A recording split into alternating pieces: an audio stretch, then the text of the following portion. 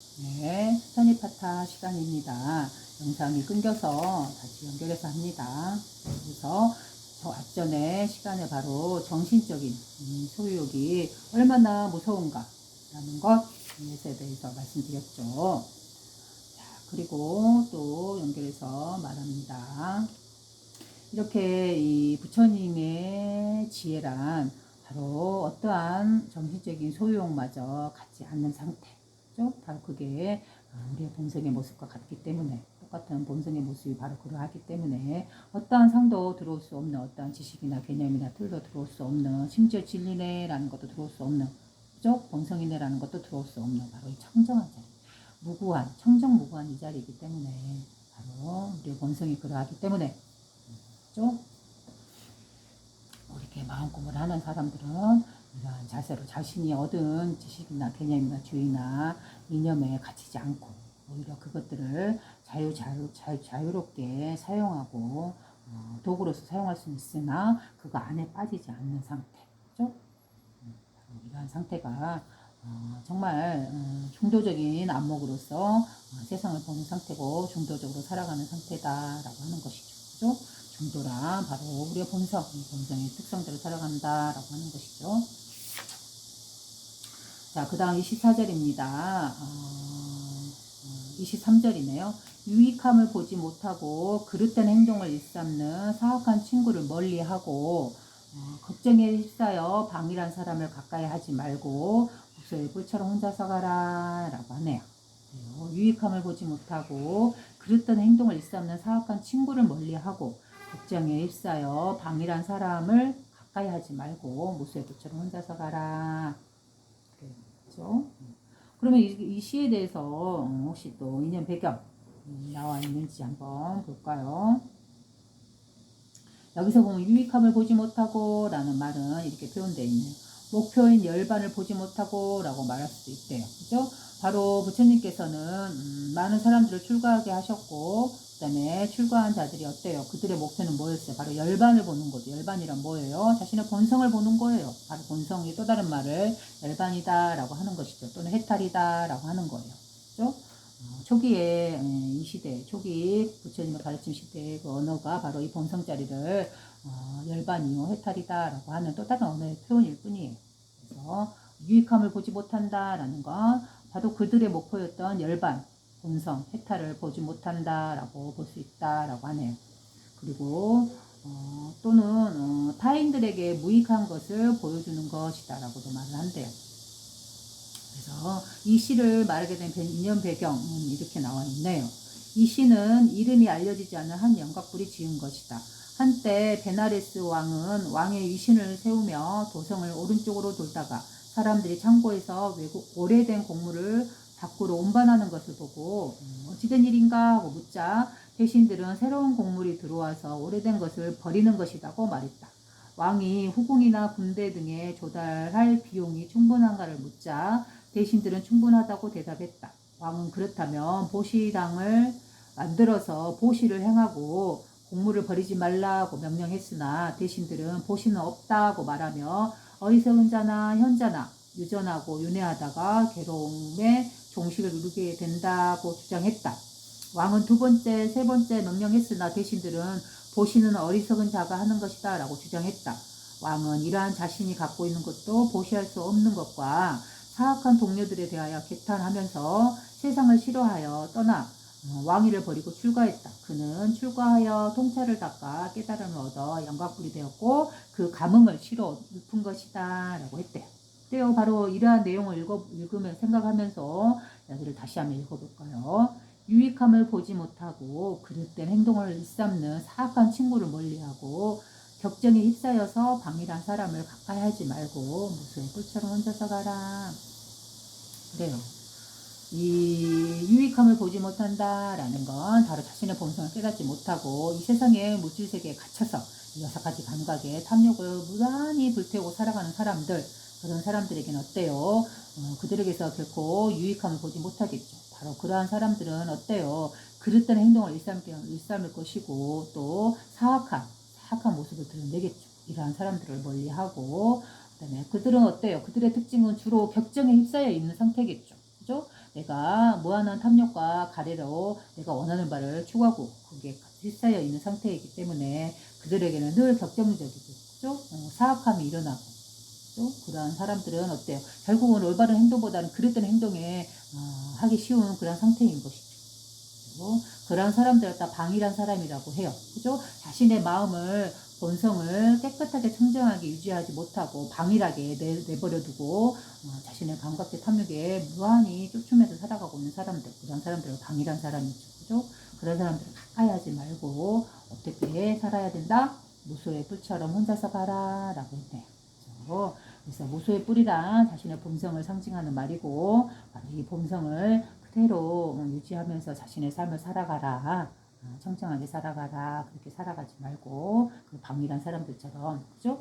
이 6가지 감각에 휘둘려서 살아가는 그러한 사람들을 멀리하고 오로지 본성에 자신의 본성에 확실하게 힘을 주고 뿌리를 내리고 그 모든 사람들의 그런 요동치고 있는 모습에 흔들리지 않고 그죠?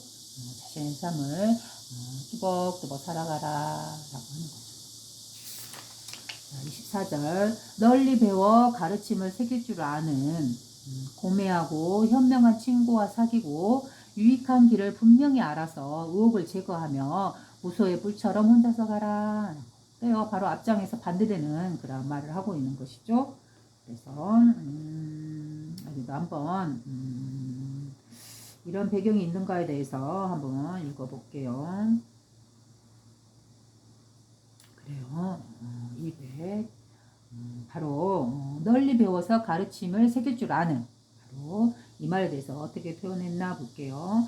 널리 배움과 가르침의 새김에는 2가지가 있다라고 하네요. 그래서 3장의 학습에 대한 것과 길과 경지에 대하여 깨트려 보는 것이 있다라고 하네요. 그래서 3장이라 하면 바로 부처님 가르침을 3가지로 나누어 놓은 걸 3장이라고 해요. 그래서 경장, 율장, 경율론, 논장 이렇게 3가지로서 나누어 놓은 거예요. 그래서 경장이란 바로 부처님의 말씀을 기록해 놓은 경전, 이 경전은 경장이다 하고 그다음에 율장이란 부처님이 이러한 출가자들을 이끌고 다니면서 출가자들이 어떠한 그릇된 사악한 행위를 할 때 그렇게 하면 안 된다 하고 법으로서 정해놓은 거 그걸 갖다 율법이고 율장이다라고 하고 그다음에 마지막 3번째는 논장이다고 해서 이 논은 부처님께서 하셨다기보다는 이제 부처님 사후에 그 제자들이 부처님의 가르침에 대해서 자신들의 견해를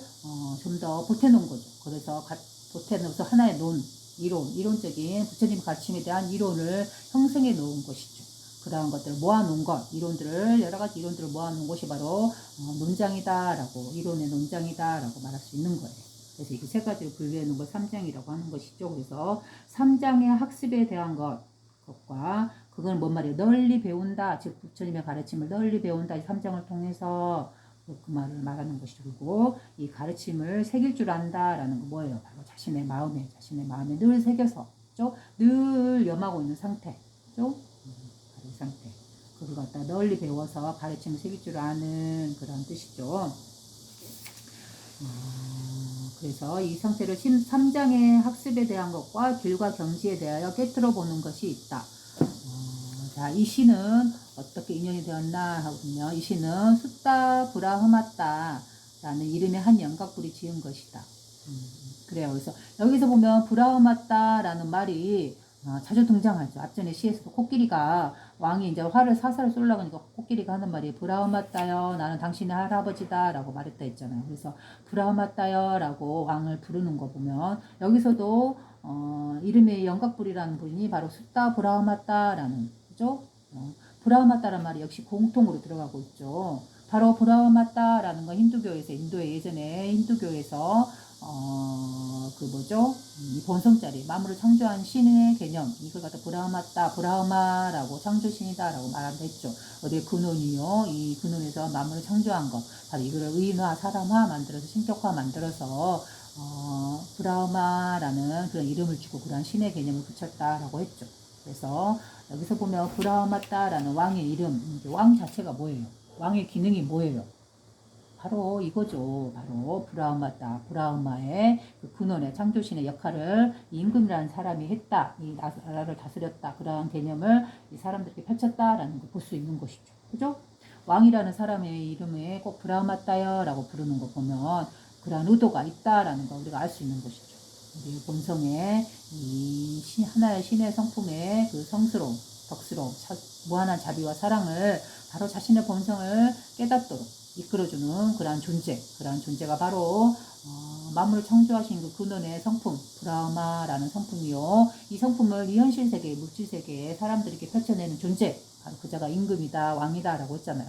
그래서 브라흐마라고 여기서도 부른다라고 이렇게 해석해 볼 수 있는 부분이죠. 그죠? 계속 이렇게 이름이 반복되어 있다는 거는 그게 의미가 있다는 거잖아요. 그래서 브라흐마라는 말은 바로 이런 뜻이 있을 수 있겠다라고 볼 수 있는 것이죠. 그래서 이 시는 숫다 브라흐마따라는 이름의 한 영각불이 지은 것이다. 과거 부처님인 갓사바 부처님 시대에 8명의 영각보살이 있었는데 2만 년 동안 수행하여 천계에 태어났다가 그곳에서 죽어 그 가운데 가장 나이 많은 자가 베나레스의 왕으로 태어났고 다른 7명의 명도 왕으로 태어났다. 7명은 명상 수행을 배워서 왕위를 버리고 출가하여 영각불이 되었다. 그들은 전생을 기억하고는 자신의 도반이 베나레스의 왕이 된 것을 알고는 그를 찾았다. 이 내용은 앞전에 그 무소의 뿔의경에서 이년 배경에 나왔던 내용이 똑같이 나오고 있죠. 한편 베나레스의 왕은 어느 날 밤중에 악몽에 3번 놀라 경악하며 비명을 지르고 왕궁의 옥상으로 피신했다. 왕은 왕궁의 옥상에 설치된 계단에 영각불들이 있는 것을 보고 그대들은 어떠한 자들인가? 라고 묻자 그들은 많이 배운 자라고 대답한다. 왕은 나는 숫다 브라마따인데 여러 가지 이야기를 들어도 만족하지 않는다.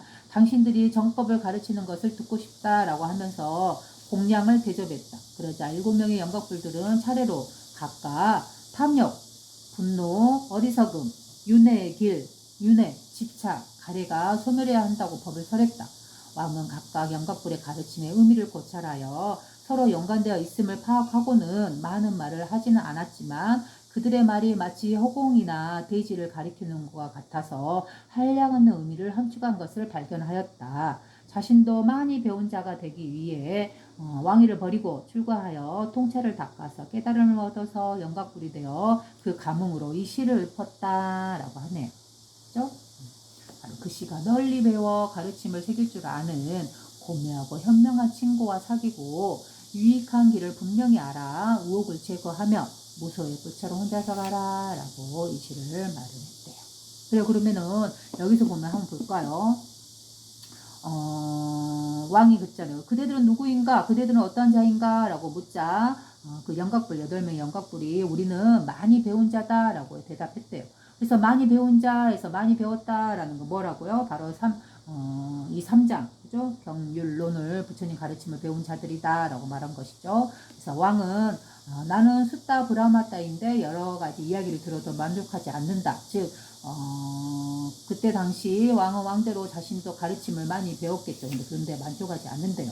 당신들이 정법을 가르치는 것을 듣고 싶다. 즉 8명의 영각불이 부처님의 가르친 바른 법을 가르치는 정법을 가르치는 것을 듣고 싶다라고 하면서 그들을 공양을 대접했다. 음식을 대접했다. 그러자 7명의 영각불들은 차례로 무엇을 말했을까요? 바로 탐욕을 말했대요. 그리고 분노를 말했고 어리석음을 말했고 윤회의 길을 말했고 윤회, 집착, 가래가 소멸되어야 한다라고 법을 설했다.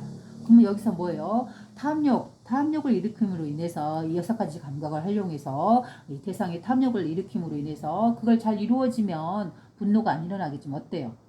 내가 원하는 대로 탐욕을 일으킨 대로 이루어지지 않으면 화를 내겠죠. 바로 분노가 일어나겠죠. 탐욕과 그 다음에 분노가 일어나고 분노가 일어나면 어떻게 될까요?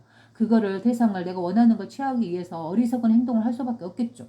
그죠? 그래서 어리석음이 따르고, 그죠? 탐욕에 의해서 분노가 일어나고, 분노에 의해서 어리석은 행동을 하고, 그 다음에 이러한 행동을 함으로 인해서 어때요? 이 세상에 내가 어리석은 이 종자를, 이 씨앗을 이 세상에 내뿜었죠. 이 물질 세계에. 그러면 어때요? 이 뿌려낸 이 심은 종자는, 씨앗은 반드시 어때요? 다시 이 물질세계 그대로 드러낸다라고 했죠. 바로 이게 우리의 본성, 이 우주의 엄한 모습이다. 라고 말을 했죠. 있는 그대로의 모습을 있는 그대로 드러내는 정의로움이다 라고 했잖아요. 그래서 어때요? 윤회의 길을 가게 된다라고 해요. 그래서 탐욕을 일으키고 분노를 일으키고 결국 어리석은 행동을 함으로 인해서 어때요? 윤회라는 걸 윤회의 길을 통해서 다시 윤회하게 된다, 삶을 윤회하게 된다라고 하는 거죠. 그죠? 그래서 결국은 이 윤회의 길에 들지 않으려면 어떻게 해야 되는가? 바로 집착, 가래를 소멸해야 된다라고 법을 설해줬다라고 하네요. 그래서 왕은 각각의 영각불의 가르침의 의미를 고찰하여 서로 연관되어 있음을 파악하고, 그죠? 탐욕, 분노, 어리석음, 윤회라는 건 서로 어때요? 분리되어 있는 게 아니고 서로 연기되어 있잖아요. 연관되어 있잖아요. 그죠? 대상에서 내가 탐욕을 일으키고 그 탐욕에 의해서 내가 이루어지지 못하는 분노를 일으키고 화를 일으키고 그래서 그거를 화와 분노에 휩싸이게 됨으로 인해서 어때요? 내가 이루고 싶어서 어리석은 방법으로 선택을 하고 그런 행동을 일으키죠.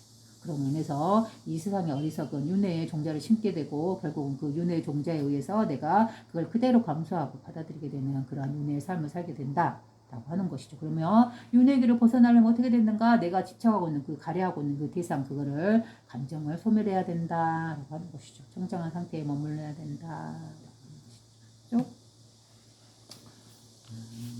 그 다음 25절. 세상의 유희, 오락이나 감각적 쾌락에 만족하지 않고 관심도 두지 않고 꾸밈을 여의고 진실을 말하면서 무소의 불처럼 혼자서 가라 라고 했네요. 세상의 유희라는 건 어때? 즐거움이죠. 이 6가지 감각을 기쁘게 하는 무한한 탐욕에 휩싸이게 하는 이러한 것들, 이런 걸 세상의 유희 또는 오락이나 감각적 쾌락이라고 하죠. 이러한 것에 만족하지 말고 오히려 관심을 두지 않고 그러한 것에 그다음에 꾸밈을 여의고 라고 해요. 꾸밈. 우리가 무언가를 꾸민다 하는 건 뭐예요? 남에게 이런 꾸민 모습을 보이는 것은 뭔가 내가 의도하는 것이 있기 때문이죠. 그죠? 이 펼쳐져 있는 이 세상의 흐름에 내가 순종하고 받아들이지 않고 내가 원하는 탐욕을 이 세상에 내보낼 때 어때요? 이 질서를, 이 환경을, 조건을, 배경을 바꾸고 싶죠. 꾸미고 싶죠. 그죠? 내가 원하는 대로 이거를 어리석게 만들고 싶잖아요. 이렇게 우리는 삶을 살아가고 있죠. 그죠? 근데 이러한 것들 여의래요. 이러한 것을 버리고 어때요? 진실을 말하면서 있는 그대로의 삶을 만족하고 받아들이면서 어떻게 살아라? 무소의 불처럼 혼자서 가라. 그죠? 자, 그러면 이 내용, 이 시가 나오게 된 배경이 있나 하고 한번 볼게요. 바로 세상의 유의, 오락이나 감각적 쾌락에 만족하지 않고 라는 이 말에 대해서 이렇게 나오네요. 이 시는 비부사카 브라마타라는 이름의 영각불이 지은 것이다. 그래요. 여기서도 브라마타라는 말이 또 역시 나오죠. 앞에는 비부사카라고. 그래서 비부사카, 또 앞전에는 숫다 브라마타, 이번에는 비부사카 브라마타래요. 그죠? 브라마타는 일종의 이 본성, 신성한 본성의 측면을 나타내는 것이고, 그죠? 바로 그 앞에 이제 우수적으로 붙는 건 아마 이 개인의 이 왕이 있는 왕의 또는 왕자의 이름인 것 같기도 해요. 개별적인 이름. 그죠? 이 시는 비부사카 브라마타. 보면은 긁어보면 또 여기 보면 생각이 나네요. 뭐죠? 임금, 왕.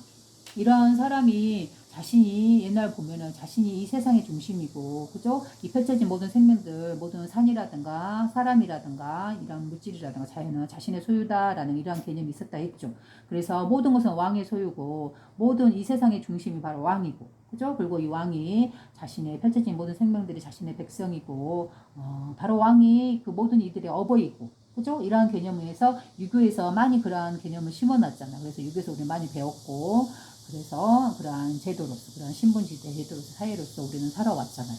그래서 이러한 개념이 왜 생겨났을까라고 생각 한번 해보세요.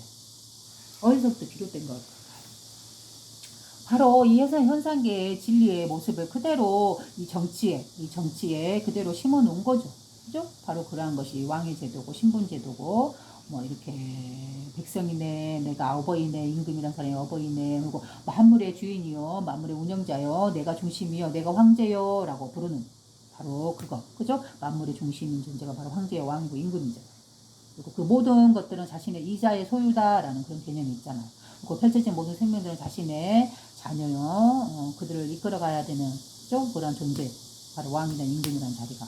바로 이 모습이 이러한 정치 체계가 그대로 이 현상계의 모습을 그대로 본떠서 바로 이 지상을 다스리는, 이 세계를 다스리는 그런 중심적 이념이 되었던 거예요. 그래서 왜 임금이란 존재가 그런 존재였는가 생각해보면 바로 여기서 보면 브라흐마따라는 이름이 항상 반복되고 나온다 했잖아요. 그래서 임금이나 왕에게는 그에게 붙이는 이름이 브라흐마라는 뭐예요? 바로 이 만물을 창조하는 근원이요. 그죠? 만물의 중심점이요. 그 만물을 주재하고 움직이는 주인공이요. 어때요? 바로 이 세상에 이 무지세계의 왕이라는 존재가 임금이라는 존재가 하는 그런 역할과도 똑같죠. 그죠? 바로 그래서 이 왕이라는 사람을 브라하마따라고 부르는 이유가 바로 여기에 있는 거겠죠. 그렇죠? 그래서 이 임금이 그 모든 것이 자신의 소유물이다라고 생각하는 그 이유는 어디 있는 거예요? 바로 이 현상계에 펼쳐지는 이 진리, 이 하나의 의식, 이 하나의 의식에 딱 앉은 자이기 때문에 그 자에 의해서 펼쳐진 이 하나의 의식에서 드러난 모든 것은 바로 자기 자신의 몸이요. 자기 자신이 드러나는 것이다 라고 무한한 사랑과 자비로움을 펼쳐내는 바로 그 자리이잖아요. 바로 이 자리가 바로 그래서 임금이요 왕이요 이 만물의 중심의 자리요 모든 물질세계의 만군의 임금의 자리요 그죠? 기독교에서 보면은 이 자리를 이 하나님이라는 존재를 대해서 설명할 때 이렇게 많이 표현하잖아요. 만군의 백성의 왕이요 라는 이 자리 바로 그 개념도 보면은 바로 이 하나의 의식을 그대로 설명한 그런 언어인 것이잖아요. 그죠? 그래서 이 펼쳐진 현상계, 우주의 진리의 모습 그대로 이 현상계, 사람의 살아가는 물질세계를 그대로 다스리고자 하는 그런 의도가 있는 게 바로 옛날에 그런 왕과 이러한 제도였다 라고 볼 수 있는 것이죠. 그죠? 근데 이제 그게 어때요? 왜곡되어서 예전에는 정말로 이 현상계 진리가 그대로 이 세상에 펼쳐질 때는 어때요? 이 다스리는 자 임금이 이 모든 생명들을 위로 끌어올리고 받드는 그 아래 단계에서 그 모든 이들을 위해서 봉사하는 자세의 그런 삶을 살았던 존재인 것이죠. 임금이라는 존재는.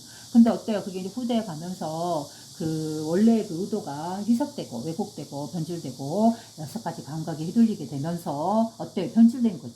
그죠? 변질되면서 그냥 정치가 잘못 왜곡되어서 여러 사람들을 힘들게 하는 집권자가 나오기도 했죠. 오히려. 그죠? 그 반대. 그러고 보면은 이러한 우리가 알았던 그 역사 속에 있었던 그런 모든 존재들, 그죠? 그런 제도들, 그런 것 자체도 이 현상계 진리의 모습을 그대로 갖다가 이 물질 세계를 다스리고자 했던 그런 의도가 있었다라고 우리가 알 수 있는 것이죠. 그죠? 그렇다면 어때요? 지금은 변질되고 왜곡되었기 때문에 오히려 무언가를 더 가지고 있고 뭔가 권력을 갖고 있고 다스리는 리더 입장에 있는 사람들이 위에가 있고 또 그 밑에 이렇게 수직적으로 계급적으로 이렇게 내려와 있는 이런 관계 지금 모습도 그런 상태잖아요. 그죠? 그러니까 어때 이건 다시 평등하게 이렇게 평등하게 바꿔야 되겠죠. 바로 그러한 사회로 나가는 모습이 바로 미래 사회의 모습은 어떻게 나가야 되냐 바로 공유 사회의 모습으로 나아가야 한다라고 앞에 한번 이야기했었죠. 그래서 공유 사회란 뭐예요? 모든 이념이나 이데올로기나 어떤 주의나 그런 것들 다 떼버리고 버려버리고 바로 이 근원의 본성의 모습을 그대로 이 현상에 다시 펼쳐내는 거예요. 즉 뭐예요? 우리 고대에 원래 우리가 처음으로 이 자연의 이 질서의 우주의 모습을 그대로 이 현상계에서 그대로 드러낸다라는 그런 개념의 사회로 다시 나아가는 모습이죠. 바로 공유사회란 이런 모습이에요. 그래서 공유라는 거는 우리의 본성의 또 다른 말이죠. 그죠? 본성의 특성이 모든 개체의 모든 생명들을 이 본성의 자리에서 펼쳐낸 이 하나의 의식이 우리들을 포함해서 모든 생명들을 포함해서 모든 인간이나 모든 개체 자연물이나 온 우주를 그대로 동질성으로 운용하고 있는 주인공이다 했잖아요. 그죠? 바로 이 하나의 의식. 바로 이 하나의 의식은 어때요? 그 모든 존재들을, 모든 생명들을, 모든 자연물들을 자신이 기르고 창조하고 유지하고 관리하고 있으나 동식성으로서 그 물질계에서 벗어나 있는 청정한 의식이다라고 했죠. 그죠? 그래서 이 의식은 어떠한 것도 소유하지 않는 의식이다. 정신적인 것이든 또는 물질적인 것이든. 그죠? 아주 청정한 본성의 상태를 표현한 간단한 언어가 바로 물질적, 정신적, 무소유의 상태를 청정한 상태라고 보는 것이죠. 그죠? 그래서 바로 이 본성의 삶대로 본성의 성품을 우리가 개개인들이 회복하고 이 삶을 이 세계를 다시 살아가는 것 바로 그런 사회가 바로 공유사회다라고 제가 말하는 그것이죠. 그래서 그 무엇도 소유하지 않는 이 청정한 상태. 그죠? 그렇다면 우리는 과연 무소유 상태로 삶을 살아갈 수 있는가라고 보면 그럴 수 없는 것이죠. 우리는 분명히 소유해야 되고 먹어야 되고 뭔가 필요하고 물질도 필요하고 그죠? 분명히 물질세계에 일어나서 얻을 수 있는 것들을 우리는 쓰면서 활용하면서 그것들을 살아야 되죠. 우리의 삶을 유지해 나가야 되잖아요. 그래서 우리 드러나 있는 이 모든 물질은 어때요? 내 개인 나 혼자만이 노력해서 얻을 수 있는 것이 아니죠. 그죠? 이 우주라는 이 드러나지 않는 그런 존재에 의해서 우리는 태어나고 또 이 자연과 이 태양과 바람과 물과 비와 이 모든 자연의 신의 성품이 주는 것들로 인해서 우리는 우리의 삶을 유지하고 우리가 원하는 걸 이루고 만들어내고 창조해내고 그죠? 기업도 운영하고 나라 다스리고 있고 나가고 있잖아요. 그죠? 그러면 어때요? 나의 이면에 이 본성의 측면, 신의 측면에서 보면은 그 모든 것들을 이루어내나 동시성으로 그것들에서 벗어나 있는 그것도 소유하지 않는 아주 덕스러움이다라고 했죠.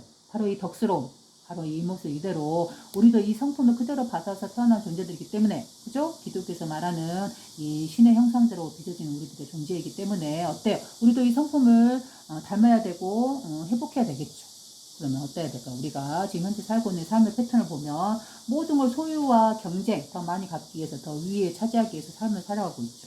그런 모습들은 어때요? 이 질서에, 이 신의 질서, 이 자연의 질서에 도의 모습에서 혼자 있는 상태잖아요. 그렇기 때문에 우리는 그 모든 것들을 물질들을 향유하고 누리고 사용하고 필요한 것들을 쓰되 그러나 다만 그건 도구일 뿐 그죠? 여기에 구속되지 않고 여기에 소유되지 않고 거기에 함락되지 않고 그걸 벗어나서 어때요? 무한한 어떤 것도 소유하지 않는 이 청정한 우리의 본성의 상품을 살아가야 되는 것이죠. 그죠? 바로 이 모습 이대로 우리의 자연의 질서, 우리의 본성의 모습 이대로 우리 펼쳐지는 우주의 모습 그대로 진리의 모습 그대로 우리는 우리의 삶을 살아가야 되는 거예요. 그러했을 때만이 어때요? 우리는 말 그대로 영원한 생명을 갖고 영원히 이 세계에서 주인공이 되어서 살아갈 수 있는 것이죠. 그죠? 자신의 본성을, 자신의 성품을 이 자연의 질서, 자연의 진리를 왜곡하고 변질시키고 무한한 소유욕과 탐욕과 경쟁에서 살아가는 이런 상태 이런 거는 결국 뭐예요? 자기 자신을 괴롭히고 자기 자신을 죽이는 거죠. 이런 삶 자체는, 이런 사회는, 이런 제도는, 이런 주인은. 그죠? 그래서 이런 걸 다 깨고 버리고 공유사회로 나아가야 한다라는 거예요. 그래서 이 드러난 물질 세계들은 다만 그거를 갖다가 소유하겠다는 이 소유욕을 버리고 그거를 동시성으로 공유한다라는 것이죠. 그죠? 무언가 돈을 갖고 있든 갖고 있지 않든 그거는 다만 의미가 없는 것이고 어때요? 누구나 평등하게 이 세상에 평등한 본성을 갖고 태어나기 때문에 누구나 평등해요. 그죠? 그러면 그들이 일궈낸 그런 결과물들도 누구나 공유해서 같이 그거를 누리고 향유해야 해요. 그게 바로 본성의 모습이고 진리의 모습이기 때문에 가령 나무를 한번 비교해 볼까요? 나무와 우리 인간의 삶을 비교해 보면 나무는 어때요? 바로 그대로 본성의 측면 그대로 자신의 성품 그대로 삶을 살아요. 처음에 싹이 나고 꽃이 피고 열매를 맺고 그죠? 그 다음에 열매를 나무는 어때요? 이 열매를 자기가 만들어냈다 해서 일궈냈다 해서 그 열매를 끝까지 쥐고 있나요? 아니죠. 그 때가 되면 가을이 되면 떨어뜨리고 떨어뜨려서 그 열매가 모든 생명들이 골고루 같이 나누어 먹고 그리고 겨울 되면 어때요? 그 자신이 스스로 일궈냈던 그 잎마저 모두 버려버리잖아요. 그죠? 다 버려서 그 잎은 뭐가 어떻게 돼요? 결국 주변의 식물들에게 썩어서 그들이 더 자랄 수 있는 영양분이 되어주죠. 그죠? 나무는 스스로 자신의 한 일생을 살아가면서 얻은 그 모든 소유물들을 어때요? 자신이 스스로 창조내고 일궈낸 소유물들을 무한한 자비로움으로 아무런 값을 바라지 않고, 그죠? 베풀죠. 바로 이 모습이 이 자연의 성품의 진리의 성품의 모습 그대로 이 나무는 따라가고 있죠. 그죠? 이렇게 버림으로 인해서 자기가 일궈낸 걸 버림으로 인해서 이 나무는 다음에 새로운 생명을 딱 키울 수 있는 거예요. 그래서 100년이든 1000년이든 만년이든 살아갈 수 있는 것이죠. 그러나 어때요? 이 우리 인간의 삶을 봐보세요. 우리 삶도 역시 나무처럼 태어나서 성인이 되어서 자신이 일궈낸 그것들을 소유하고 그거를 절대 버리지 못하죠. 더 많이 더 하고 싸우고 쟁취하면서 죽이면서까지 더 얻고 내 것을 더 소유하죠. 이 소유. 그러면 어때요? 그 소유한 것을 내가 정말로 평생 유지할 수 있는가, 영원히 가질 수 있는가 하면 그것도 아니죠. 100년이라는 시간 동안 잠시 소유했던 거는 버릴 수밖에 없죠. 그죠? 이렇게 우리는 나무와 비교했을 때 어때요? 많이 소유하려 하고, 많이 내 것을 더 늘리려 하는 그런 습성을 버리지 못해요. 그죠? 때가 되면 어때요? 내가 이룬 것은 나무처럼 무한하게 베풀 줄 알아야 해요. 그 무엇도 내 것이란 있을 수 없다는 걸 알고 100년 후에는 내 것이 될 수 없는 거잖아요. 죽음이라는 것이 있기 때문에. 그래서 내가 이루어낸 것을 어때요? 나 혼자 이루어낸 게 아니고 이 우주가 있기 때문에 이 자연이 있기 때문에 나와 같이 살고 있는 사람들이 있기 때문에 내가 이걸 얻은 것을 알고 소유하게 됐다는 걸 알고 그걸 다시 베풀어야 돼요. 어떤 것도 갖고 있지 않은 누구하고도 그 모든 사람들하고 평등하게 어떤 값도 받지 않고 어떤 돈을 받고 받지도 않고 그대로 베풀 줄 아는 자세. 바로 이게 진리의 모습이고 이 자연의 질서의 모습인 것이죠. 바로 그렇게 살아가는 거. 내 것이 아니고 공유의 것이다. 모두의 것이다. 그죠? 내가 이뤄낸 이것은 나의 것이 아니라 동시성으로 나의 것이기도 하지만 동시성 뭐예요? 모두의 것이죠. 전체성의 것이죠. 바로 이러한 자세로 살아가는 거. 그래서 내가 이루어낸 것을 나 혼자 독차지하겠다. 뭐 내가 이루어낸 것을 너희들이 원하면 돈을 내라 하고 사고 파는 이런 것을 깨버리고 없애버리고 자연의 질서에서 어긋난 걸 버리고 오로지 본성의 자연의 질서 그대로 내가 얻은 것을 그대로 되돌려주는 모두에게 공평하게 나누어서 같이 공유하는 자세. 그죠? 공동 소유의 자세. 바로 이러한 자세, 이러한 삶으로 살아가는 거. 이게 바로 공유사회예요. 내가 말하는. 우리가 앞으로 나아가야 될 사회인 것이죠. 또 나라이고 세계인 것이죠. 그거는 비단 나의 개념, 나의 생각이 투영되고 반영된 것인가 하고 봐보세요. 그건 절대 아니죠.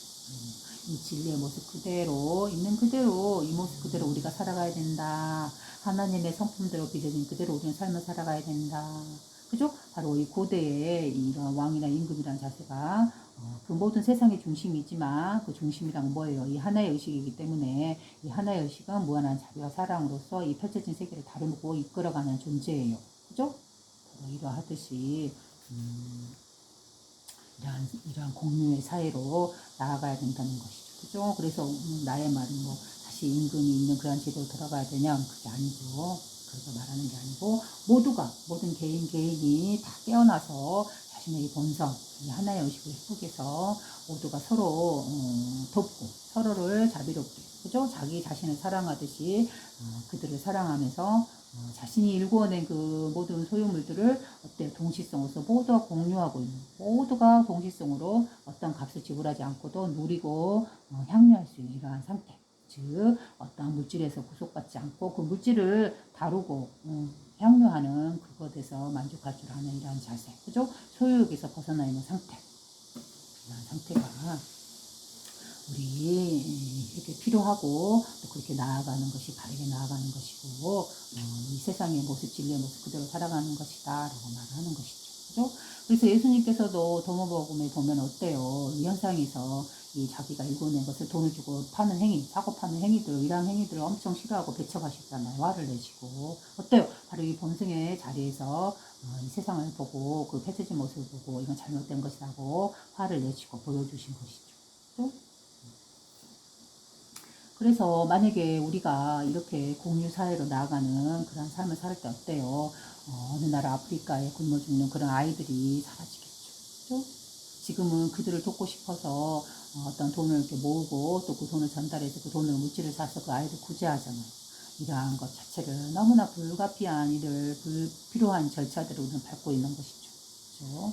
누군가가 자신의 노력으로 또는 이 우주의 도움으로든 뭔가를 일궈내고 자신의 소유물을 일궈냈어요. 그러면 이 소유물은 나 자신의 힘으로 있는 게 아니고 우주가 이뤄낸 것이다 라고 해서 내 것이자 동시에 우주의 전체성을 내포하고 있기 때문에 모든 생명들 모든 개체들 그들과 동시성으로 같이 공유하고 그들과 나누는 이러한 자세 그죠? 내 것이란 없다라는 이러한 자세 그죠? 내가 이루어냈으나 결국 그것은 이 모든 우주의 것이다 라는 이러한 자세 이게 바로 정말로 앞으로 우리가 필요한 그죠? 이러한 자세다라고 말을 하는 것이죠. 그렇게 깨어나서 이 세계가 그렇게 펼쳐졌을 때 과연 굶어 죽는 애가 있을까요? 없겠죠. 그죠? 굶어 죽는 아이는 있을 수 없는 것이죠. 이 소유의식이 있기 때문에 내 것이다 라는 소유의식이 있기 때문에 한 곳에서는 굶어 죽고 한 곳에는 음식물 쓰레기가 넘쳐나서 버리고 있는 그걸 어떻게 처리할 수 없는 이러한 일이 일어나는 것이죠. 그렇죠? 얼마나 이게 서로 조화롭지 못한 모습인가요? 우리는 정말로 여기서 내가 이렇게 유하게 부드럽게 말을 하고 있지만 이렇게 하나의 의식, 본성을 깨닫고 소유보다는 공유의 의식으로서 이 세상을 살아갈 때 그때 정말로 이 세계는 어떻게 될까요? 우리가 살아가는 이곳이 바로 그대로 천국이 되겠죠. 그죠? 우리가 막연하게 바라던 그 이상세계 천국, 그게 어디 따로 있는 게 아니고 바로 우리가 이렇게 깨어나서, 그죠? 깨어나서 이 세상의 진리를 보고 이 하나의 의식을 깨닫고 이렇게 자신의 삶들을 펼쳐나갈 때, 그럴 때 바로 이곳이, 자신이 사는 곳이 그대로 천국이 되는 거잖아요. 그죠? 생각해보세요. 모든 물질이 풍요롭게 있는데 그것이 돈이 있어야지만 그걸 사용하고 누리는 게 아니고 그 모두에게 뭐 널려 있다고 생각해요. 모두에게 열려 있어서 누구든지 내가 필요한 것을 그걸 사용할 수 있다라고 생각해보세요. 돈이 있든 없든. 그렇다면 이 사람은 굳이 그 있는 사람들을 향해서 칼을 겨누거나 다투거나 전쟁을 일으키지 않겠죠. 그죠? 나는 아주 오래전에 TV에서 이런 모습을 봤어요. 근데 이걸 여러 번 말했는지 모르겠는데 TV를 통해서 봤는데 뉴스에가 나왔는데 상점이 있어요. 외국의 어느 나라인데 상점이 유리창이 있는데 그 안에는 먹을거리도 많고 필요한 물품도 많이 있어요. 근데 그때는 또 사람들이 그걸 많이 살 수 없고 이런 가난한 그런 상태에 있던 사람들이 많았던가 봐요. 그 사람들이 그걸 보고 어때요? 그걸 깨고 그 안에 있던 걸 다 가져와서 그들이 먹고 그들이 쓰고 그렇게 하는 일이 일어났다라고 이런 뉴스가 나왔었어요. 아주 오래전에. 그래서 저는 그 모습을 보고 그 뉴스를 보고 그런 생각이 들었어요. 앞으로 우리 사회는 저렇게 되지 않을까 이런 생각이 있어요. 왜냐하면 있는 사람과 없는 사람의 차이가 너무 나기 때문에. 그렇죠? 굶어 죽는 아이가 있고 음식물 쓰레기를 처리 못하는 이런 현상이 있고. 어때요? 그러면 없는 사람들, 굶어 죽는 사람들 입장에서 있는 사람들, 갖고 있는 사람들은 어떻게 될까요? 이들을 깨고 이거를 취할 수밖에 없어요. 그죠? 아무리 법으로서 제재를 하고 어떠한 제도라든가 무엇으로서 복지제도라는 것으로서 이들을 달린다 하더라도 결국은 이건 근원적인 문제를 해결할 수 없어요. 잠깐 채찍 대신에 당근을 던져주는 꼴밖에 안 된 것이죠. 이 당근을 먹고 나면 어때요? 다시 불만은 나오겠죠. 그래서 복지국가라는 그런 개념도, 복지라는 개념도 어렵고 없고 가난한 사람들을 다스리는 채찍이다, 당근이다라는 그런 표현을 더 많이 했었어요. 그래서 정말로 이 사회의 문제를 해결하고 싶다라는 건 뭘까요? 바로 공유예요, 공유. 그죠? 내가 이룬 것이, 내가 소유한 것이 네가 나의 것만이 아니다. 모두가 함께 이루어낸 것이다 라는 이 공유의 의식. 그리고 내가 가지고 있는 것이 그들의 것이고 그들의 것이고 나의 것이고 내 것과 네 것이 별도로 있지 않은 이러한 세계. 그죠? 그리고 펼쳐진 모든 과학이라든가 기술이라든가 문명이라든가 물질들, 그러한 것들을 돈이 있어서 취할 수 있고 돈이 없으면 취할 수 없는 이렇게 나누는 게 아니고 그들 모두가 평등하게 그걸 누리고 향유할 수 있는 이러한 상태. 그렇죠? 그래서 물론 이제 지금은 이런 경제관념이 많이 나온 것 같아요. 자동차라든가 집이라든가 이런 걸 소유한다기보다는 그저 대여해서 잠시 쓰고 새로운 곳으로 얼마든지 갈아탈 수 있는 이런 시대. 그러한 시대로 많이 가고 있어요. 그래서 소유보다는 잠시 사용하고 또 새로운 걸 사용하고, 그죠? 이러한 개념으로 가는 거. 그죠? 그래서 공유의 개념으로 가는 거. 이렇게 이제 나오는데 그 취지 자체는 이 하나의 본성의 자리에서 나온 그런 사랑과 자비의 마음에서 나온 것이라기보다는 어때요? 이 소유 개념이 이제 좀 더 이 물건을 만들어 파는 그 주체자, 즉 이런 회사라든가 어떤 기업가라든가 그런 사람들이 자신의 이익을 더 부풀리고자 하는 그런 목적에 의해서 나온 게 뭐 자동차를 대여한다든가 사지 않고 또는 집을 뭐 이렇게 사지 않고 임대로서 월세로서 내준다든가 전세랑 월세로서 낸다든가 이런 것들, 이런 것은 공유의 개념이긴 해요. 사지 않고 내가 소유하지 않고 그것들을 사용한다라는 개념에서 공유의 개념이긴 하나, 경제의 공유 개념이긴 하나, 그러나 그 의도 자체가 달라요. 그죠? 더 이익을 부풀려 하는 그런 입장에서 나온 것이고, 내가 말하는 공유사회, 공유경제의 개념은 뭐예요? 바로 우리의 본성짜리, 순수한 하나의 성품짜리, 이 신의 성품과 성품의 무한한 사랑과 자비의 그 본성의 측면에서의 공유의 개념인 것이죠. 그죠? 그 의도가 다르죠. 같은 공유경제다라고 보는 것. 그래서 정말 제대로 된 이 하나의 의식, 그죠? 하나의 의식, 바로 이 의식이 바로 우리를 살리는 거예요. 자기 자신을 살리는 거예요. 바로 있다라고 자부하는 그들, 뭐 우리가 보통 말하잖아, 뭐 이 세계, 이 지구의 뭐 1% 또는 10% 내에 드는 그들을 상징하기도 하죠. 근데 어때요? 정말로 진실로 그들이 현명하다 하면 그 자기 1%나 10% 내에 포함되지 않는 그들을 진정으로 사랑하고 그들이 바로 나 자신이다라고 보고 그들과 함께 공유하고 있는 자세, 활짝 열려서 이러한 마음으로 바뀌어야 돼요. 그래야지만이 정말로 그들이 유지될 수 있고 존속할 수 있는 거예요. 그들이 원하는 거 이룰 수 있는 거예요. 그죠? 이렇게 확 트여있는 사고가 필요해요. 그리고 또 뭐 말하려고 그랬죠? 그래요. 그리고 이 부처님께서도 이미 자기가 가지고 있던 그런 권력이라든가 그러한 것들 말 그대로 임금이고 왕의 아들이었고 그죠? 그런데 그걸 버리고 출가했죠. 여기 무소의 뿔의 경에서 나오는 이 말처럼 그죠? 이런 모습 그대로 부처님께서도 그렇게 사셨던 분이잖아요. 그래서 그분이 이루었던 그 공동체 그죠? 그 스님들이 모여서 같이 이렇게 진리를 설법하고 진리를 가르치고 하는 이런 공동체의 삶을 보면 어때요? 어떤 모습이었어요?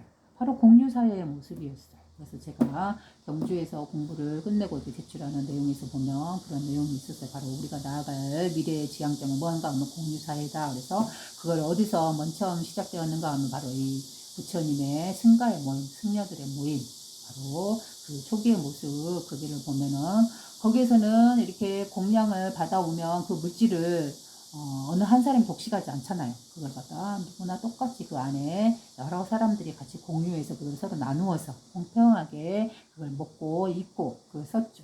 그죠? 바로 이런 모습. 어느 누구 한 사람이 독식하거나 어느 사람이 못 가지거나 이렇게 하지 않는 모습. 그죠? 바로 우리가 말하고 앞으로 나아가서 바로 공사회가 바로 이런 모습인 거죠. 그러면 어때요? 그 모습 자체가 공유사회가 그대로 우리가 그렇게 원하고 갈망하고 바라던 이상세계, 천국, 그것이 실현이 되는 것이죠. 그래서 예수님께서 그랬잖아요. 천국은 어떻게 이루어집니까? 라고 물어봤을 때 예수님께서는 어떤 한 여인이 한 알의 씨앗을, 겨자씨를 땅에 심는 것과 같다라고 표현을 하시죠. 바로 그 하나의 씨알은 어때? 겨자씨는 아주 작아요. 작은 씨앗 하나를 땅에 심는다라는 건 뭐예요? 자신의 본성을 이 겨자 씨알에 비유한 거고 각자 자신의 본성을 깨닫고 이 본성을 회복해서 자신의 삶에서 이 공유의식으로 살아갈 때 소유에서 벗어나서 바로 그게 한 알의 겨자 씨앗을 땅에 심는 그 여자와 같은 것이죠. 드러나지 않고 미미하고 아주 작은 겨자씨에 불과하지만 이 우리의 본성을 누구나 깨닫고 회복해서 그 본성을 삶의 구현에 나아갈 때 스스로 소소하게 자신의 삶에서 펼쳐낼 때 그럴 때 이 사회는 어때요? 그대로 이 세계가 천상으로 그 하나의 겨자씨에서 싹이 나서 무상하고 울창하게 커지는 그 커다란 나무로 변화하는 것처럼 이 세계가 환하게 빛의 나라 즉 천국 이상세계가 드러나게 되는 것이죠.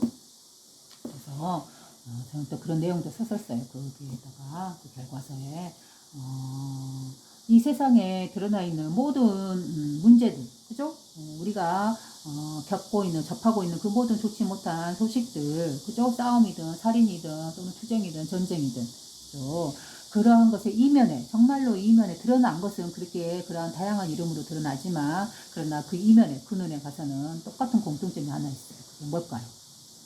바로 소유욕이에요. 소유욕. 나라 대 나라가 전쟁을 펼치는 이유는 뭐가 있을까요? 바로 이 나라가 저 나라를 대상으로 해서 우리나라의 자국에 자기들의 정치 시스템에 뭔가 필요한 유익한 것을 얻어낼 수 있을 때 그 유익한 걸 그 나라에서 뺏어와서 우리나라에서 소유할 수 있을 때 그때 그 대상을 그 나라를 상대로 해서 전쟁을 일으키잖아요. 그렇죠? 바로 그건 뭐예요? 나라 대 나라가 전쟁을 일으키는 그 이유는 이면에는 근원에는 들어가면 바로 소유욕이에요. 나라가 갖는 소유욕.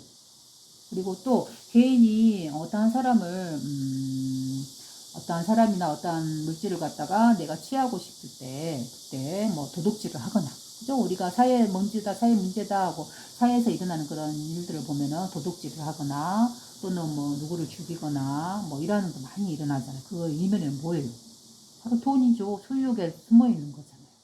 바로 우리 소유욕에 이게 숨어 있는 거예요.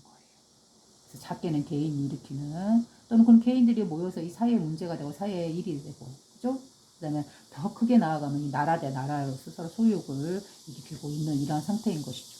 결국 보면 뭐예요? 그러면 이 사회를 어둡게 하고 침울하고 암울하게 하고 우리를 아프게 하고 우리를 어둠으로 끌고 가는 그 존재, 그 숨어있는 이면에 숨어있는 그 존재는 뭐예요? 바로 소유욕이죠. 그죠? 그래서 나는 이 소유욕을 버려야 된다라고 말을 해요. 그래서 이 소유욕에는 또 이렇게 물질계를 탐욕하는 소유욕도 있지만 또 정말로 더 중요한 거 뭐라 했어요? 바로 정신적 소유욕이라고 했죠. 그거는 내가 배움으로 인해서 갖게 되는 지식이라는 걸 통해서 얻게 되는 정신적으로 소유하는 것. 이것만이 오라, 나의 주의, 나의 이념, 나의 틀이 오라라고 하는 이러한 것들. 그것이 어때요? 나의 종구만이 오라라고 하는 것들, 나의 이런 민주주의만이 오라라는 이렇게 생각하는 이런 모든 개념이나 틀이나 이런 것들, 이런 것이 결국은 어때요? 이 사회의 전쟁을 일으키고, 그죠? 종교 전쟁이나 나라 대 나라의 전쟁을 일으키잖아요. 그리고 이런 소유욕, 정신적 소유욕도 어때요? 우리에게 정말 뭐라 해야 될까? 순기능보다는 오히려 역기능을 더 크게 발휘하고 있잖아요. 그죠?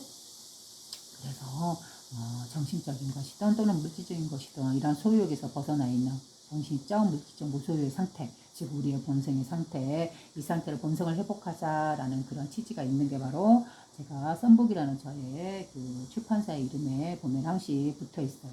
정신적, 물질적 무소유라는 거. 우리의 본성의 상태로 되돌리자라는 거, 그 상태가 그런 의미가 담겨 있는 것이죠. 그래서 내가 늘 말하고 있는 이 본성, 우리의 본래 마음자리 본성이란 뭐예요? 정신적으로도 물질적으로도 그 어떤 것도 소유하지 않는 상태의 그 청정한 상태. 그게 우리의 본성의 모습이다라고 말을 하는 것이죠, 제가.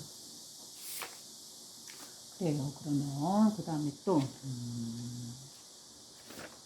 26절 한번 볼게요. 목소의 꼬레경 스타니파타. 자식과 아내, 아버지와 어머니, 재산도 곡식도 친지들도 모든 감각적 쾌락의 경계까지도 다 버리고 무소의 부채로 혼자서 가라 라고. 그래요. 여기서도 제가 말했던 것을 역시 똑같은 느낌으로 말하고 계시죠. 자식과 아내의 아버지와 어머니, 재산도 곡식도 친지들도 모든 감각적 쾌락의 경계까지도 다 버리고 무소의 부채로 혼자서 가라 라고 했어요. 그럼 여기서 무소의 부채로 혼자서 가라 해서 뭐 자식과 아내를 버리고 아버지와 어머니를 버리고 재산이나 곡식도 버리고 친지들도 버리고 나의 그 뭐 건강한 이 욕구까지도 다 버리고 오로지 혼자서 수행승처럼 그렇게 가라라는 뜻인가요? 아니다 했죠. 그래서 여기서 무소의 뿔처럼 혼자서 가라라는 말은 무소의 뿔이란 바로 자신의 본성, 청정한 상태를 말하는 거고 이 상태처럼 어디에도 흔들림 없이 오롯이 홀로 뚝 서서 이렇게 청정하게 살아가라라는 뜻에서 혼자서 가라라고 말한다고 했죠. 그럼 이 말을 제대로 해석하려면 어떻게 해석해야 되는 거예요? 자식과 아내라는 건 뭐예요? 자식과 아내는 이 세상을 살아가는 데 있어서 결혼을 선택한 사람들에게서 필수적으로 나오는 결과이잖아요. 그죠? 그러면 내가 선택한 것 안에서 건강하게 자식을 사랑하고 건강한 욕구로서 자식과 아내를 대하는 것이죠. 그러나 여기서 건강한 욕구가 지나쳐서 자신의 탐욕과 자신의 아집과 자신의 고집을 집착을 출산한다 해서 자신의 대상 아내를 갖다가 내가 사랑하는 사람이니 이 사람에 대한 모든 행동 하나하나를 내가 원하는 방향으로 나의 욕구대로 이 사람을 조정해야 된다라는 건 뭐예요? 이거는 건강한 욕구, 건강한 사랑이 아니고 그 사람을 집착하고 갈망하고 그죠? 탐욕을 부리는 것이죠. 오히려 그것이 나의 아내를 괴롭히고 그 사람을 진정으로 사랑을 하는 것이 아닌 것이죠. 그죠? 이러한 것들을 버려야 된다라고 하는 것이죠. 이러한 행동을. 바로 그렇게 받아들이는 거고 자식도 마찬가지예요. 내 속으로 낳은 자식이지만 어때요? 나라는 존재는 부모라는 존재는 자식이 이 세상이라는 곳에 물질화돼서 나오게 하기 위한 하나의 문이에요. 문. 결코 아버지와 어머니란 나에 의해서 나의 자식이 이 세상에 태어났기 때문에 저 자식은 내 것이지 내 뜻대로 다뤄야 할 대상이지 라고 보는 거 그거 자체가 탐욕이에요.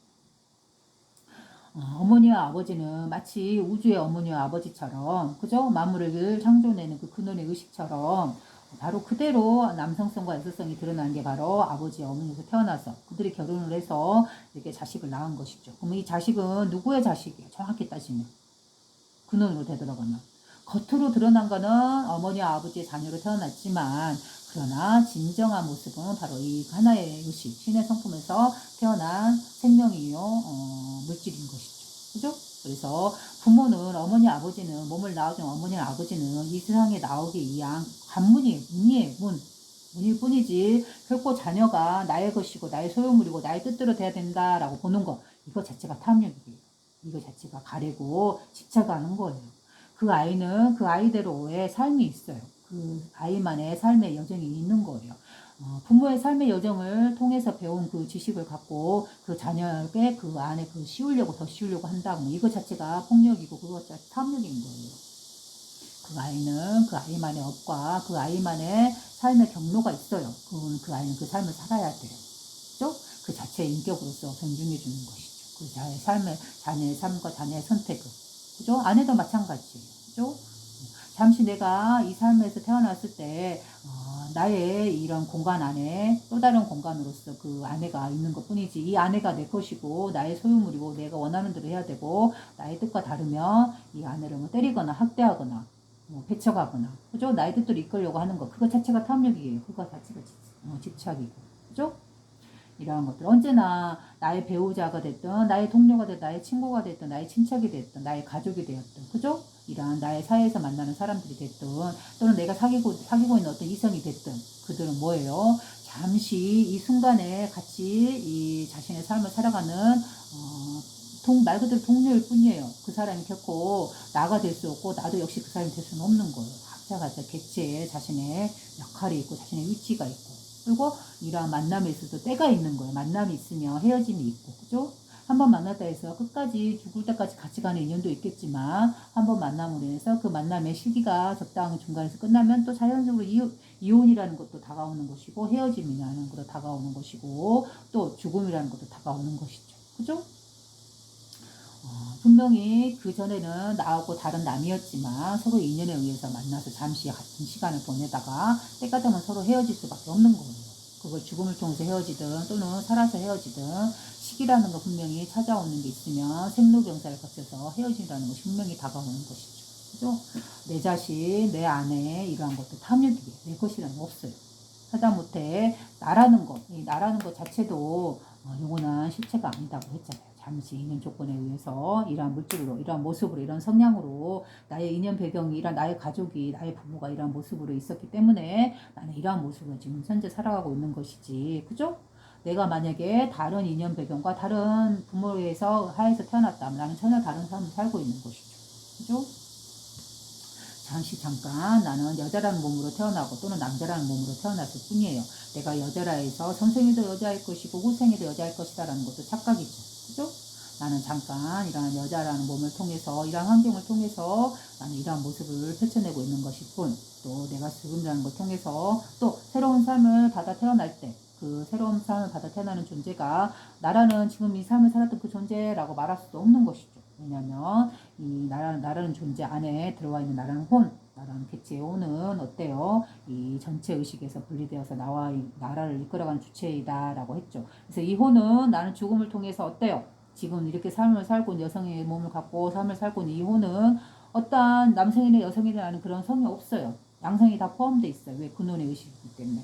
이 혼의 경험을 통해서 살다가 죽음으로써 몸은 사라지지만 여성이라는 여성성은 사라지지만 이 혼 자체는 어떠한 성품도 없는 중성이 성품이에요. 그래서 이렇게 근원의 의식으로 되돌아가죠. 이 청정한 근원의 의식으로. 그죠? 그래서 또 다른 이제 이 근원의 의식이 이 세상의 물질계를 형성하고 또 삶을 드러내고 어떤 생명을 드러내고 이렇게 인간의 삶을 창조해내고 있어요. 그럼 그런 삶으로 또 태어나서 그때는 또 남자라는 모습을 갖고 지금과 전혀 다른 삶의 배경을 갖고 전혀 다른 삶을 또 살아가고 있는 것이죠. 그죠? 오로지 이 하나의 의식에 의해서 펼쳐져 있고 운영되고 있을 뿐이죠. 그래서 나라는 모습도 지금 이렇게 여성성으로서 이렇게 이러한 조건으로서 이러한 사람과 이러한 남자와 이런 배우자를 만나서 이렇게 지금 잠깐 이러한 동시성으로서 같은 시간대에서 같은 경험을 하고 있을 뿐이지 이 모습이 이렇게 경험하고 있다 해서 나의 배우자로서 나의 사람으로서 내가 사랑하는 아내나 자식으로서 살고 있다 해서 이 존재가 영원히 나의 곁에 영원히 있으리라는 보장은 전혀 없는 거예요. 잠깐 같은 길을 잠시 갖고 있을 뿐이죠. 그죠? 끝내는 어때요? 이 길을 갈 때는 처음에는 나도 혼자 이 세상에 태어나듯이 나도 혼자 이 세상을 살아갔고 잠시 때가 되어서 있는 조건에 의해서 자녀, 아내, 가족, 부모가 만나게 되는 것이고 또 길을 같이 공동으로 갔다가 또 때가 되면 하나하나씩 서로 잘 갈 길을 다시 되돌아가는 것이죠. 자신의 근원 자리로. 그러니 우리는 잠시 동행하고 있을 뿐 그 어떤 것도 내 것이라 있을 수 없어요. 자식도 아내도 아버지도 어머니도 재산도 곡식도 친지들도 그죠? 그리고 또한 내가 겪고 있는 그 모든 감각적인 경계 쾌락의 경계도 마찬가지로 잠깐 내가 이러한 인연 조건에 의해서 내가 이러한 위치에 있기 때문에 내가 이러한 걸 경험하고 있을 뿐이지 이러한 위치나 여건이 여전히 늙어서까지 죽음 후에 다른 세계에서 태어났을 때까지 유지된다고 볼 수 없는 것이잖아요. 그죠? 이런 모두한 경계들도 나의 삶의 모든 경계들도 잠깐 이러한 모습으로 드러나 있을 뿐 이 모습은 영원한 시체가 아니다. 영혼은 내가 소유할 수 있는 게 아니다 라고 했죠.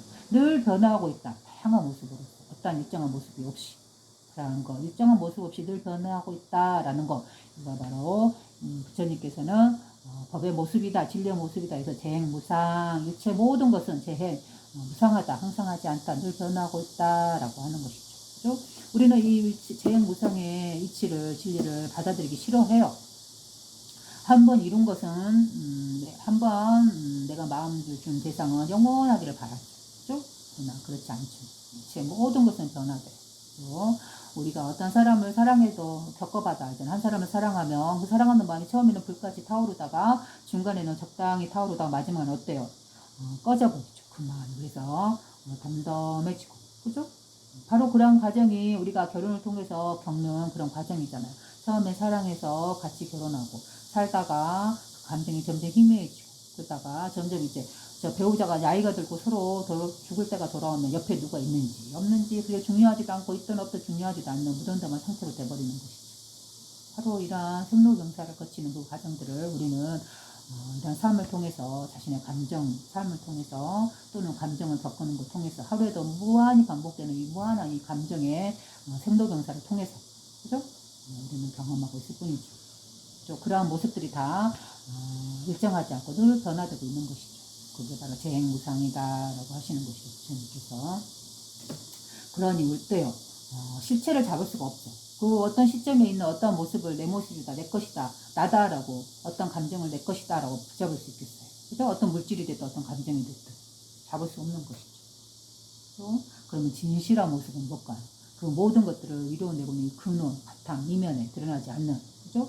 바로 이러한 모습. 청정한 모습으로 어떠한 우리의 삶에도 유동치지 않았던 청정한 의식 하나, 정신 하나, 그죠? 우리의 본성이라고 부르는 이 하나의 의식, 이거 하나만이 오롯이 그 모든 움직임들, 그 모든 변화들을 지켜보고 있을 뿐이죠. 그죠? 나와 동떨어진 것이 아니고 오로지 나의 의식과 나의 정신과 나의 본성으로서 내가 보고만 있는 이 느낌, 이 알아차린 의식으로서 이 모든 펼쳐짐들을 느끼고 있는 것이죠. 그죠? 그러나 동시적으로 동의하지 않는 이 의식. 이게 우리의 본성이요. 자신의 삶을 성정으로 살아간다라고 하는 것이죠. 이것은 집착이다. 여기에는 행복이 없다. 이곳에는 만족은 적고 괴로움이 많다. 이것은 낚싯바늘이다. 라고 알아서 현자는 무소의 불처럼 혼자서 간다. 라고. 그렇죠? 이것은 집착이다. 여기에는 행복이 없다. 라고. 여기 이 말에는 인연 배경이 있네요.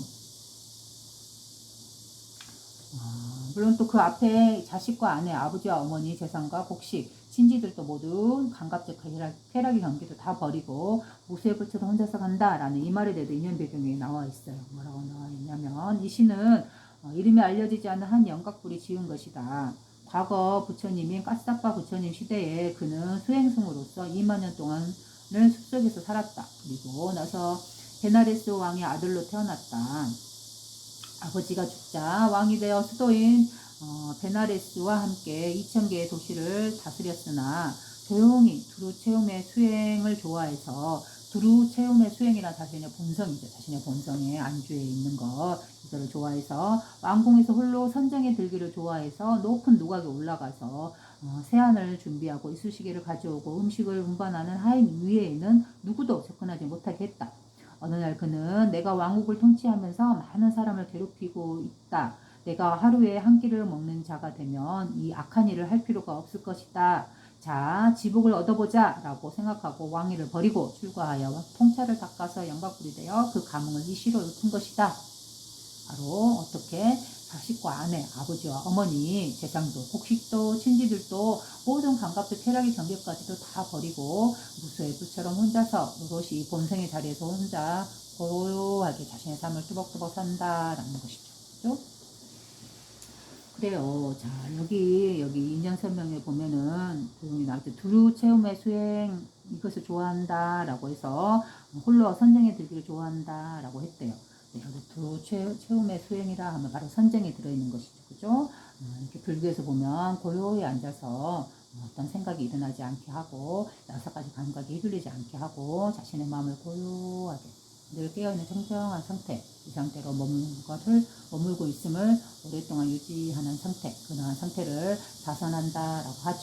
그렇죠? 그래서 이 자선이란 어떤 절이라든가 어떤 곳에서만 하는 게 아니고 우리 평범한 우리들도 자신의 삶에서 삶을 살아가되 때로는 이렇게 시간을 내어서 휴식이나 고요한 시간이나 조용히 혼자 있을 수 있는 시간을 찾아서 자신의 방에 한 곳에서 이렇게 깨끗하게 치우고 청정하게 만들어 놓고 가볍게 그 어떤 것도 두지 않고 깔끔하게 비워놓고 그 안에서 고요하게 자신의 감각을 휘둘렸던 그죠? 직장 생활이나 삶이나 가정이나 이러한 삶을 통해서 자신의 마음이 힘들고 지쳤던 걸 이러한 감각을 깨끗하게 고요하게 다스리는 이러한 행동, 이러한 삶, 이러한 습관, 이러한 것을 이러한 자선을 자신의 삶 속에서 필요하죠. 그죠? 우리의 삶은, 우리의 시대는 필요해요. 비단 이 시대뿐만이 아니고 과거가 됐든 지금이 됐든 먼 미래가 됐든 자신의 감각을 다스리는 이러한 행위는 자선이라는 것은 꼭 필요해요. 그렇지 않은가요?